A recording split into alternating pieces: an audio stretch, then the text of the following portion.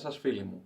Στο σημερινό μάθημα θα δούμε το νησιώτικο κομμάτι θαλασσάκι μου, το οποίο προέρχεται από την περιοχή των Κυκλάδων και συγκεκριμένα τα νησιά της Νάξου και της Καλύμνου μοιράζονται την καταγωγή του, όπως και άλλα νησιά.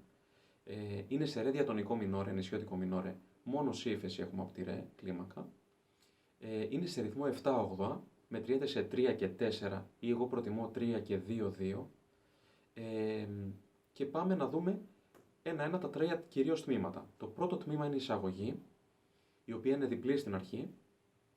Το δεύτερο τμήμα είναι το πρώτο τμήμα συνοδευτικό της φωνής και το τρίτο τμήμα είναι το δεύτερο συνοδευτικό της φωνής. Στα δύο κουπλέ λοιπόν. Μετά επαναλαμβάνουμε μαζί με τη φωνή ξανά την εισαγωγή που είναι ουσιαστικά για το ρεφρέν του κομματιού. Πάμε να δούμε την εισαγωγή.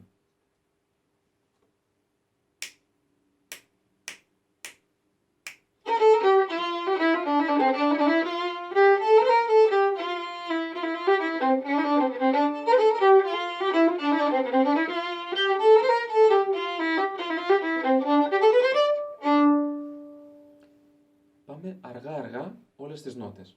Κάθε φορά που θα λέω σι θα εννοώ βέβαια σι ύφεση, όπως είναι και ο κλεισμός.